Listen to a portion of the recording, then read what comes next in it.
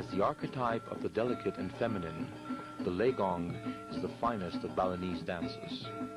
Connoisseurs discuss the comparative excellence of various legongs as intensely as we discuss our dancers. The legong is performed at feasts, generally in the late afternoon when the heat of the day has subsided. At the first rumor that there is going to be a legong in the central square, or if it is at a private feast in the middle of the street, the crowd begins to gather.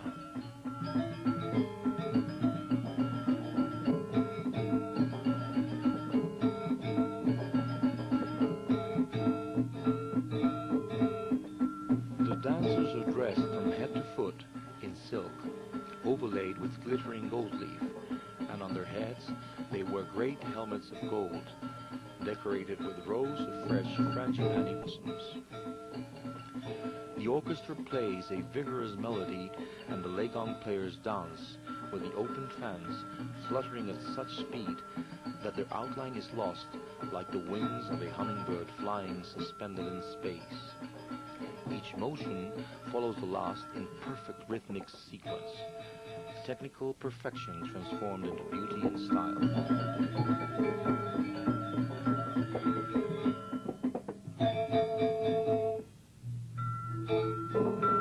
The artist is, in Bali, essentially a craftsman, and at the same time an amateur, casual and anonymous, who uses his talent knowing that no one will care to record his name for posterity.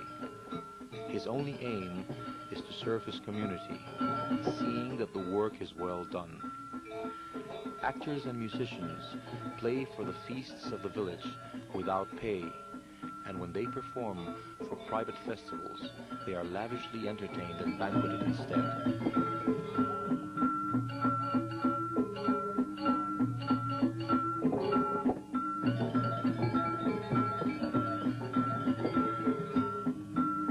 The effervescence of artistic activity and the highly developed aesthetic sense of the population can perhaps be explained by a natural urge to express themselves, combined with the important factor of leisure resulting from well-organized agricultural cooperativism. However, the most important element for the development of a popular culture, with primitive as well as refined characteristics, was perhaps the fact that the Balinese did not permit the centralization of the artistic knowledge into a special intellectual class.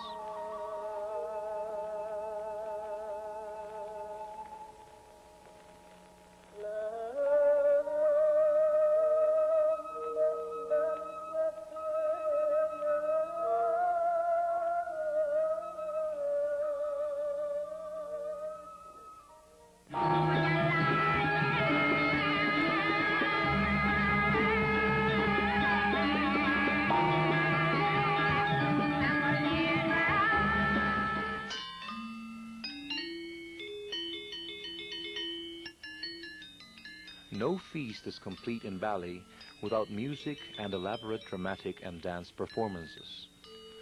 No one would dream of getting married, or holding a cremation, or even of celebrating a child's birthday, without engaging troops of dancers and actors to entertain the guests and the neighbors. During the anniversary feasts of the temple, there are always dances that last throughout the night and may even continue for days, with a different type of show every afternoon and night.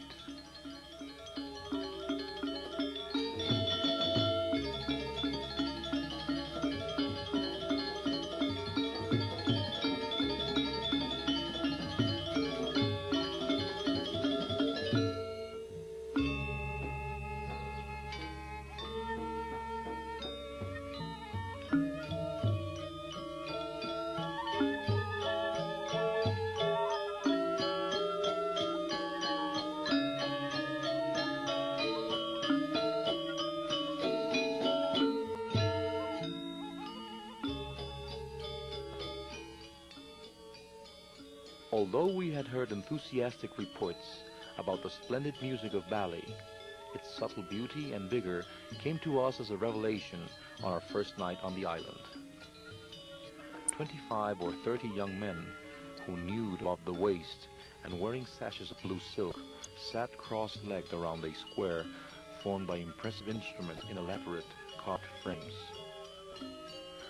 There were metallophones, sets of polished bronze bowls, great bronze gongs, and many kinds of small cymbals. There were also 2 long drums wrapped in black and white checkered cloth.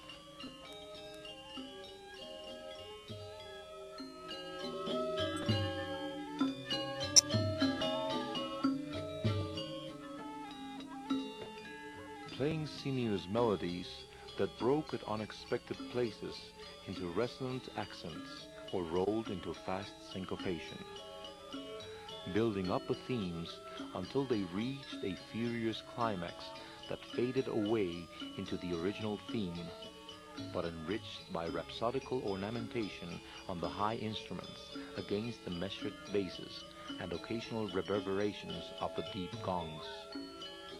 It was an oriental ultra-modern Bach fugue, an astounding combination of bells, machinery, and thunder.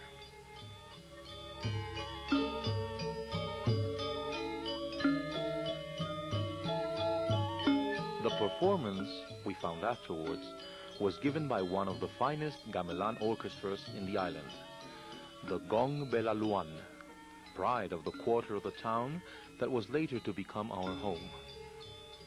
One of the leaders of the gong was Gusti Alit Oka, the young prince who became our host. When he rented us part of his house, we went to bed every night to the music of the orchestra that rehearsed only a few doors away in the Ballet Banya, the communal meeting hall of Belaluan.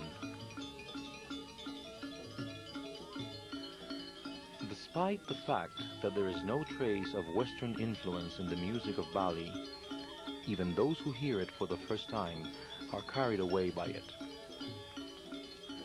There is in Balinese music a unified range of sonorities tending towards one sound. There is a general tone color of metallic percussions, tingling, acid sonorities that can be clashing and violent or soft and delicate, but are never sweet and plaintive. Their musical phraseology is simpler, more confined within a margin of sobriety than our expansive and unrestrained music.